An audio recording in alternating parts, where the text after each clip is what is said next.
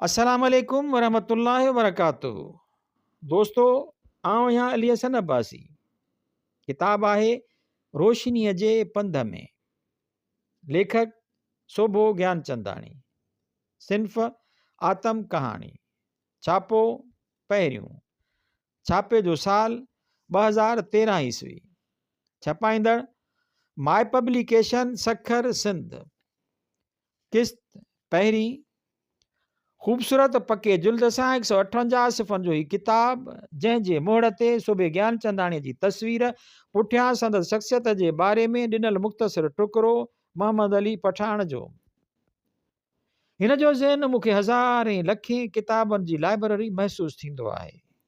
हू जॾहिं ॻाल्हाईंदो आहे त उन महल ऐं मौक़े मूजिबि हिन जे ज़हन जी लाइब्रेरी जा किताब पाण मुरादो खुलंदा वेंदा आहिनि, जंहिंजी झलक ॾिसी असां जहिड़ा इल्म जा तासारा पंहिंजी उञ उजाईंदा आहिनि। वॾी कड़केदार आवाज़ वारो ही शख़्स जेको सिराजलक मेमुन जे लफ़्ज़नि में महियन जो किंग प्रेस्ट आहे, उन जी शख़्सियत जा केतिरा ई रूप आहिनि, जिन में हू मिलनसार, खिलमुख ऐं सादगी पसंद त चिटो पिटो नज़र ईंदो ई ईंदो आहे। पर इंसान दोस्त हुजण वारा केतिरा ई गुण पिणु हिन जी शख़्सियत जूं उताहियूं चोटियूं लॻंदा आहिनि। वरियनि जा वरिय इंसानी आजपे लाइ जाखोड़ींदे जेलनि जे लोही शीखुनि पुठियां रहियो। वॾी को ॿार हूंदे सच जो साथ ॾियण जे ॾोह में बदतरीन हालतुनि सां पंहिंजी रज़ा ख़ुशीअ सां मुंहुं मुक़ाबिल थियो। शाही किले जा दर बि मथसि खुलिया, पर हू न ॾिनू न कंबियो।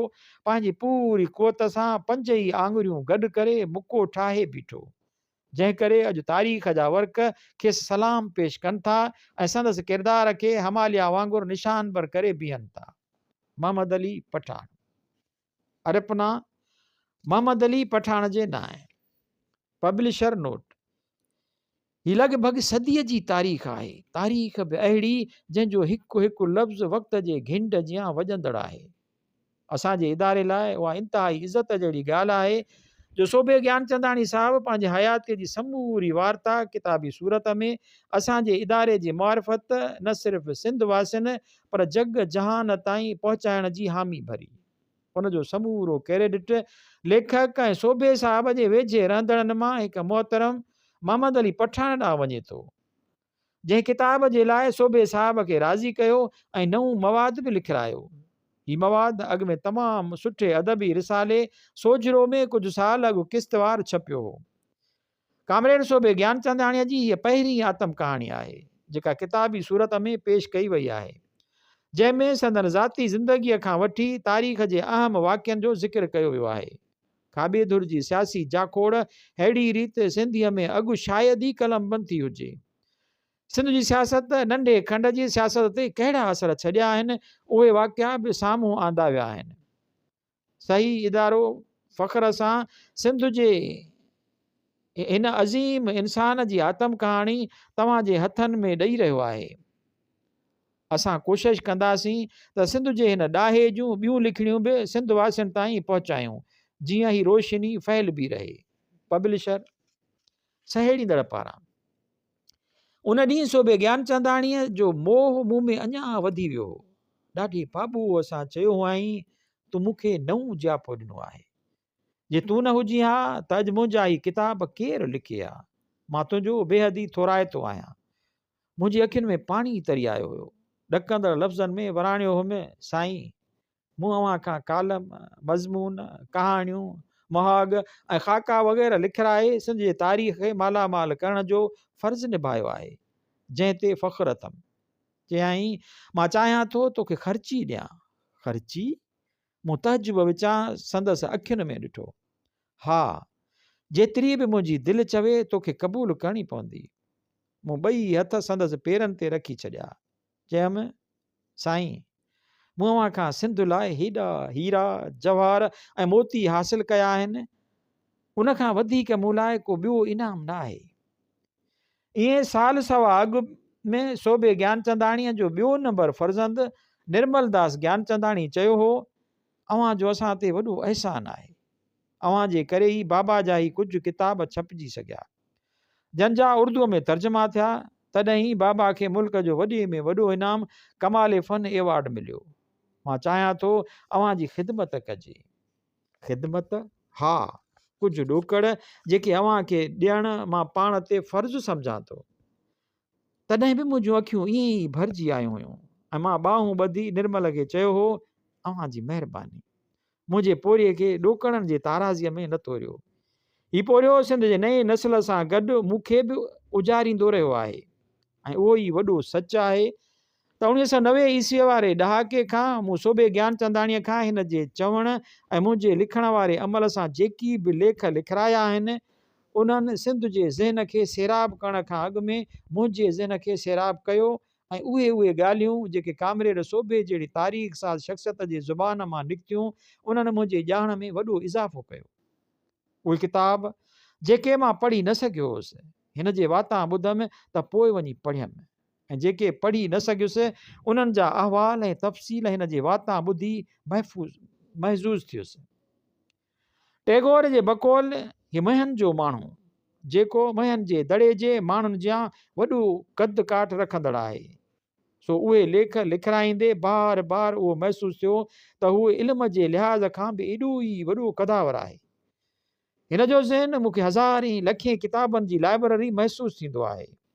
हू जॾहिं ॻाल्हाईंदो आहे त उन महल ऐं मौक़े मूजिबि हिन जे ज़हन जी लाइब्रेरी जा किताब पाण मुरादो खुलंदा वेंदा आहिनि, जंहिंजी झलक ॾिसी असां जहिड़ा इल्म जा तासारा पंहिंजी उञ उजाईंदा आहिनि। वॾी कड़केदार आवाज़ वारो ई शख़्स जेको सिराजलक मेमण जे लफ़्ज़नि में महन जो किंग प्रेस्ट आहे, उन जी शख़्सियत जा केतिरा ई रूप आहिनि, जंहिंमें हू मिलनसार, खिलमुख ऐं सादगी पसंदि त चिटो पिटो नज़र ईंदो आहे, पर इंसान दोस्त हुजण वारा केतिरा ई गुण पिणु हिन जी शख़्सियत जूं उताहियूं चोटियूं लॻंदा आहिनि। वरियनि जा वरिया इंसानी आजपे लाइ जाखोड़ींदे जेलनि जी लोही शीखुनि पुठियां रहियो। वॾेर को ॿार हूंदे सच जो साथ ॾियण जे ॾोह में बदतरीन हालतुनि सां पंहिंजी रज़ा ख़ुशीअ सां मुंहुं मुक़ाबिल थियो। शाही किले जा दर बि मथसि खुलिया, पर हू न ड्रिनूं न कंबियो। पंहिंजी पूरी कुवत सां 5 ई आङुरियूं गॾु करे मुको ठाहे बीठो, जंहिं करे अॼु तारीख़ जा वर्क खेसि सलाम पेश कनि था ऐं संदसि किरदार खे हमालिया वांगुरु निशान बर करे बीहनि था। रोशनीअ जे पंध में हीअ आतम कहाणी मूं सोबे ज्ञानचंदाणीअ खां 2002 ईस्वीअ खां लिखाइणु शुरू कई, जेका ताज बलोच जी इदारत हेठि निकिरंदड़ माहवार रिसाले सोजरो में 36 किस्तुनि में शाया थी ऐं अॼु किताबी सूरत में अव्हां जे हथनि में आहे। उन में अव्हांखे सोबो ज्ञानचंदाणी हिकु मासूम ॿार बि नज़र ईंदो त हिकु वॾो वेढ़ाक ऐं बलवान बि, ऐं हिन जी शख़्सियत जा उहे ॿई रूप अव्हांखे जा बजा उभिरियल सिज वांगुरु ॾिसण में ईंदा, जेकी मूं समेत केतिरनि ई ज़हननि लाइ उत्साह जो बाहिस बणिबा ऐं उन्हनि में अहिड़ी हिमत पैदा कंदा जेका कोटनि खे कमाईंदी आहे ऐं जहालत जे अंधेरे में रोशनीअ जूं सवीं हज़ारें लाटूं ॿाण जो सबबु बणिबी आहे। मोहम्मद अली पठान, लाड़काणो, 1 मई 2013 ईस्वी। असांजे नख कटियार ऐं जाती लोहाणा आहे। असांजी नुख कटियार ऐं जाती लोहाणा आहे। अलाहणनि जे बारे में वॾो बहस आहे त ही वापारी, वैश्य, लेखजन या खत्री, ऐं नानाणी नुख ॾोॾाणी आहे। पड़ॾाॾो ज्ञानचंद जेसीं ताईं मूंखे यादि थो पवे त सेठ हरियलदास जो पुटु हो जेको कंडियारे जो हो, पोइ उतां लॾे अची ॻोठ बिंडीअ में वेठो। ज्ञानचंद खे 4 पुट हुआ, वॾो रूपचंद, ॿियो पारूमल, टियों प्रियदास ऐं चोथों जीवतराय। खेसि हिकु भाउ सेरूमल नाले हो, जंहिंखे औलाद न हुई, उन करे प्रियदास खे गोद में वरितो हुयाईं। जॾहिं ज्ञानचंद जी मिल्कियत जी विरासत थी त प्रियदास खे छाना हिसो ॾिनो वियो, जंहिंमें गेरेले ऐं माटूअ वारी ज़मीन ऐं दुकान शामिल हुआ। बिंडीअ वेझो दे बगीअ में जेका ज़मीन हुई सा बि छाना हिसे में खेसि मिली। कुझु ज़मीन जेका कोट कबूले में हुई उहा जीअणदास खे ॾिनी वई। प्रियदास जी टोटल ज़मीन जो अंदाज़ो अटकल 150 एकड़ हो। ज़मीनूं हेठि मथे हुअण ऐं दरिया में पाणी घटि वधि अचण करे पैदाश तमामु थोरी ॾींदियूं हुयूं। केतिरियुनि ज़मीनुनि ते पाणी खूहनि ऐं नारनि जे ज़रिए पहुचायो वेंदो हो। ज़मीनुनि जी संभाल ज़्यादातर परबदास जे बिले हूंदी हुई, जंहिं करे हिन जी ॾेठ ॻोठनि जे चङनि मुड़ुसनि, ज़मींदारनि ऐं ऑफिसरनि सां घणी हूंदी हुई। रेवेन्यू जे ऑफिसरनि सां बि तमामु घणो वास्तो ऐं मथां ख़ासो असरु हूंदो हुयुसि। हर साल जॾहिं बगीअ जी ॻोठ में इम्तिहान थींदा हुआ त उन्हनि खे बि यादि थो पवे में त प्रेमदास 2-4 वॾा भाइटा साण करे ॾाली मिठाई या मेवो वग़ैरह पहुचाइण वेंदो हो। ज्ञानचंद जी ज़मीन घणे भाङे अबड़नि ज़मींदारनि खां ॾेती लेतीअ में वरितल हुई। असांजे ॻोठ जा मुस्लमान सारिया ज़ात जा हुआ। उन्हनि सां लाॻापा तमामु दोस्ताना हूंदा हुयसि। संदन शादी गमीअ ते वेझनि अज़ीज़नि जेतिरो साथारी हूंदो हुयो। प्रेमदास खे 2 पुट हुआ। हिकु मुंहिंजो पीउ टंवरमल ऐं ॿियो खिलणदास। खिलणदास खे पंहिंजो औलाद कोन थियो ऐं मुंहिंजो वॾो भाउ केवलराम हिन खे गोद जो पुटु करे ॾिनो हुयो। गॾियल कुटुंब हुअण करे ज़मीन ऐं जाइदाद जी विरासत कोन थी। मिठ मोहबत वारो माहौल अहिड़ो हो जो माण्हू हैरत खाईंदे चवंदा हुआ, ॼणींदे केवल मां आहे ऐं पालींदी शांबल असांजी चाची आहे। मुंहिंजी अमड़ असुल शाह जमार जी हुई, जेको हिन वक़्तु दरिया जे पेट में आहे। नानाणा कचे मां आख़िरी दफ़ो लॾे अची असांजे ॻोठ में वेठा। बिंडी ॻोठ दरिया जे हिकु फाट उल्हंदे नारे जे कंधीअ मथां हो, जंहिंजे ॿिन्ही किनारनि ते ॻोठड़ा हुआ, जंहिंजे विच में ॻांढापो पतणनि तां ॿेड़ियुनि ज़रिए थींदो हो। उहो सिरिश्तो 1933 ईस्वीअ ताईं रहियो। जॾहिं सखर बैराज मां वहाया विया ऐं दरिया जा पुराणा फाट उल्हंदो नारो ऐं घाड़ो वग़ैरह बंदि कया विया, ज्ञानचंद जो ख़ानदान वधंदे 4 पुटनि मां 4 पाड़ा थी वियो। जन मां वधि में वधि औलाद जीवत राय खे थियो, जंहिंखे 8 पुट हुआ। पारोमल ऐं रूपचंद खे बि प्रेमदास जियां 2 पुट हुआ। उन्हनि सभिनी खे जेको औलाद थियो से असांजा सौट थिया। जन्मा के असां खां वॾा ऐं के नंढा हुआ। ज्ञानचंद खे पहिरियां हिकु सीधे सामान जो दुकानु हूंदो हो, जंहिंमां उपत वसीले हिन ज़मीनूं ख़रीद कयूं। दुकान खां सवाइ ज्ञानचंद गिह जो बि वॾो वापारी हो ऐं मेट खार सोढा कपिड़नि धोअण जी ऐं पसार के वखर जो पिणु कारोबार कंदो हो। मुंहिंजो वालिद टंवरमल अक्सर करे गेरेले में रहंदो हो ऐं संदसि हिकु दुकान मामूं गुरमुखदास हलाईंदो हो। गेरेले वारियूं ज़मीनूं सारियाल जी सुठी पैदावार ॾींदियूं हुयूं। हफ़्ते ॾेढ या 2 खां पोइ हू घर ईंदो हो। बाबो ख़ासो कड़क, ख़ूबसूरत ऐं अरबेलो माण्हू हो। हू चोरनि ते बि हथु रखंदो हो, छो त चोर अॼु ताईं ज़मींदारनि ऐं वॾेरनि जूं ज़मीनूं संभालींदा आहिनि ऐं उन्हनि जो कमु पेरा खणण ऐं ज़मींदार जे हारियुनि जे चुरपुर ते नज़र रखण बि हूंदो आहे। ॻोठ वारियूं ज़मीनूं मुंहिंजो चाचो खिलणदास संभालींदो हो ऐं मथां नज़रदारी ॾाढो प्रेमदास कंदो हो। ॾाढो तबियत जो नरम मिज़ाज ऐं सखी हो। जेकॾहिं घर में को महिमान हारी न आयल हूंदो हो त ॻोठ वटां लांघा मुसाफ़िर या फ़क़ीर फ़ुकरे खे ॻोल्हे मानी ज़रूरु खाराईंदो हो। हू ख़ूबसूरत हुजण करे औरतुनि जो मंज़ूर नज़र हूंदो हो। बाबो पिणु ॾाॾे जियां वजीह ऐं ज़ालुनि जी तवजो जो मर्कज़ हूंदो हो। अमड़ रिवायती घरेलू ज़िंदगीअ जी मालिकाणी हुई। हिन जी हिकु भेण आसूदी बाड्रह में पढ़ियल हुई। वॾी नुंहण जे नाते घर जो सॼो कमुकार रध पचा, लेपो राॻो, झंड पीअण ऐं मखण ॾुध मां विड़ोड़े कढण में मशगूल हूंदी हुई। उन्हनि कमनि कार्यनि में चाची शामिल ऐं ॾाॾे बि साणसि हथ वंडाईंदियूं हुयूं। घर में उन्हनि औरतुनि खां सवाइ मामी भाइती बि रहंदी हुई, जंहिंखे असांजे घर मां अधु ॾिनल हो। संद सहुरो टेलूमल ऐं घोटु खूबचंद बि गॾु रहंदा हुआ। मारोट कौड़ोमल जेको यतीम हो, उन जी संभाल बि भाइतीअ जे बिले हूंदी हुई।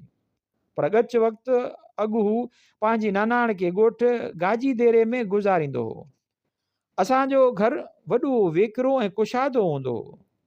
कच सिर, मथां कोठो ऐं 2 बंगला बि ठहियल हुआ। हेठि 2 सिफ़ा, 2 कोठियूं ऐं 2 छतियूं हुयूं। भितियूं तमामु मज़बूत ऐं 4-5 सिरुनि ऐं छितियूं ज़मीन खां तक़रीबन 30 फुट मथे हूंदियूं हुयूं त जीअं गच ठार रहे। सिफ़नि में ऐं कमरनि में हिकु झली हूंदी हुई, जेके गर्मीअ जे मुंद में नौकर छिकींदा ऐं हलाईंदा हुआ। असांखे माल जो वाड़ो पिणु हो, जंहिंमें मेंहूं ऐं गऊं झझे तादाद में हूंदियूं हुयूं। पंहिंजो खीर मखण जाम हो। बाक़िरो माल अलबत असांजा कुड़मी या धनार धारींदा हुआ। खीर विकण खे न रुगो असां बल्कि कुड़मीकारी ऐं धनार बि ऐब सम्झंदा हुआ। जेके मेंहूं या गऊं कांगारियूं थी वेंदियूं हुयूं से कुड़मियुनि वटि या ॿियनि भाॻियनि वटि आधियारियूं हूंदियूं हुयूं। ॾाॾे खे नाश्ते ते जेकॾहिं मखण जी टेणी कुझु घटि बासंदी हुई त सॾु करे अमड़ खां पुछंदो हो त छो खेसि मखणु घटि मिलियो आहे। मुंहिंजी पुफी नेवंद पठाणनि जे ॻोठ में परणायल हुई, जिते पुफड़ गागन दास ज़मींदार ऐं वापारी हूंदो हो।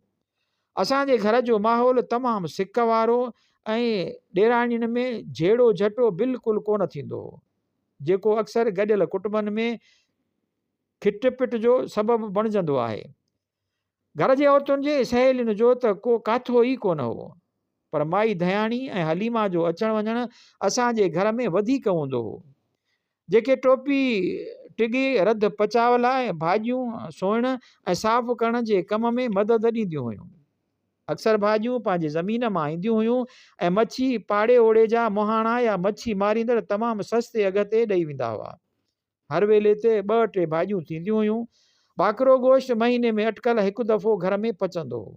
उन ज़माने में थधिड़ी ॾियारी या होलीअ जे ॾुणनि ते घर जूं ठहियल मिठाइयूं, कोकियूं, सतपड़ा वग़ैरह खणी गॾनि घोड़नि ऐं बैलगाॾियुनि ते सथे पुफियुनि ऐं ॿियनि न्याणियुनि खे पहुचाइण जी रस्म हूंदी हुई, जा अञा बि आहे पर घणो घटिजी वई आहे। असांजो ख़ानदानी पस मंज़र उहो हो त न पंहिंजे कुड़मियुनि खां व्याज वठंदा हुआसीं ऐं न पैसे जी ॾेती लेती ज़रिए को नफ़ो वग़ैरह हासिलु कंदा हुआसीं। असांजे ख़ानदान में उहा हिकु रिवायत हुई जंहिंजो एतिराम अॼु सूधो कंदा अचूं। मुंहिंजी अमड़ पदमा खे 8 ॿार थिया। पहिरें नंबर ते भेण कल्याणी ॼाई, पोइ केवलराम जेको हाल हयात आहे, उनखां पोइ मां, मूंखां पोइ परमेश्वरी उर्फ़ पम्मी जेका ताज़ो गुज़ारे वई आहे। उन बाद ख़ूबचंद जंहिंजो नालो ॿाई मशहूरु थियो ऐं जेको 6 साल अॻु गुज़ारे वियो। उनखां पोइ 2 भेनरूं विद्या ऐं सावित्री पैदा थियूं, जेके विरहाङे बाद हिंदुस्तान हलियूं वयूं ऐं अञा उते हाल हयात आहिनि। असां में गॾियल कुटुंब हुअण जे नाते सां सोटे सोटियूं ऐं सौट त बेशुमार हुआ, जेके असांजी पैरवी कंदे पाण खे ज्ञानचंदाणी सॾाइण लॻा।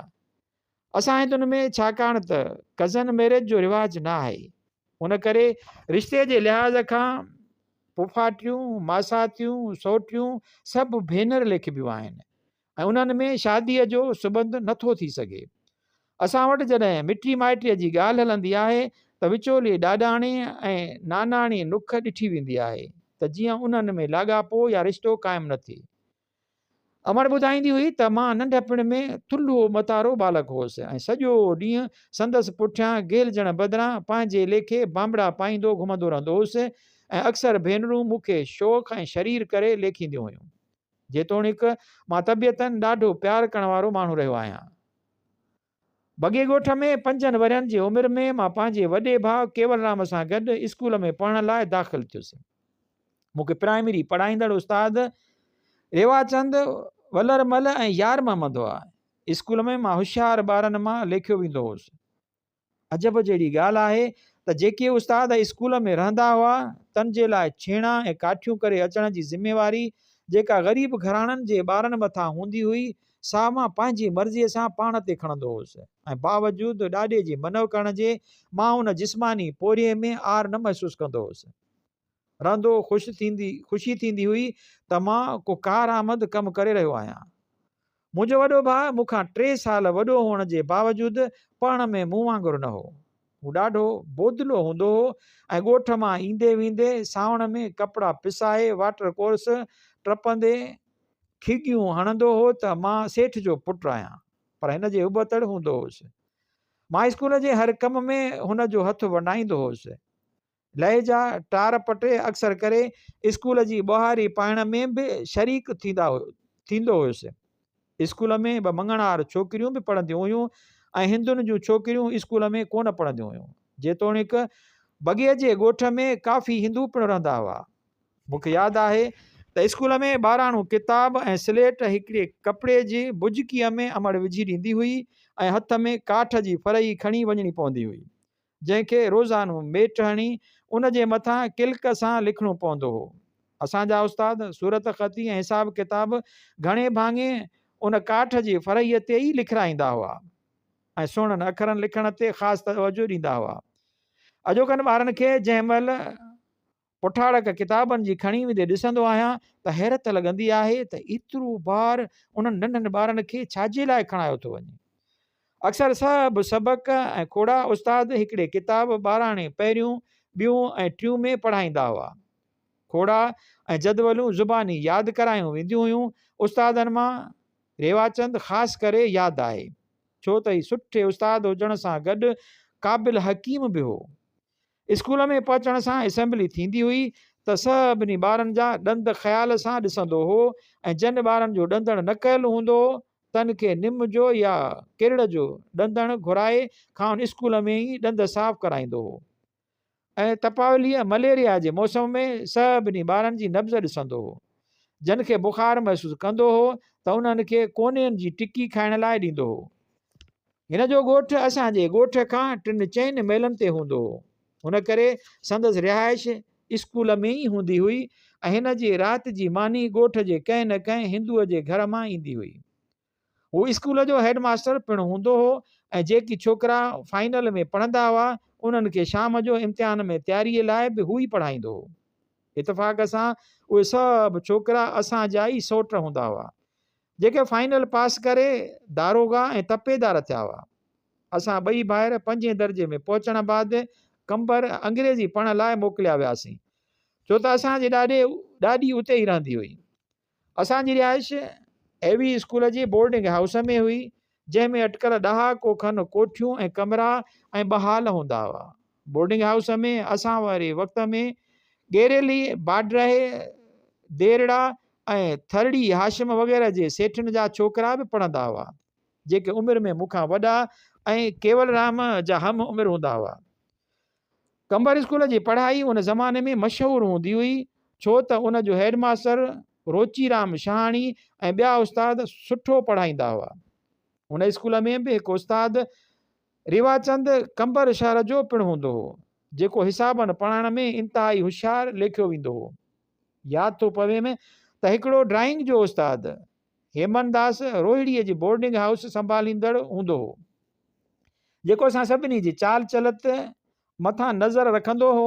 मानी बोर्डिंग हाउस में राधो लधूमल कंदो हो ऐं माहवार ख़र्च अटकल लाजिंग में बोर्डिंग जो 13-14 रुपया ईंदो हो। स्कूल में पढ़ाईअ जे सरगर्मियुनि खां सवाइ तफ़री प्रोग्राम बि मुनक़िद कया वेंदा हुआ, जिन में रांदियुनि खां सवाइ ड्रामा ऐं राग रंग जा प्रोग्राम बि थींदा हुआ।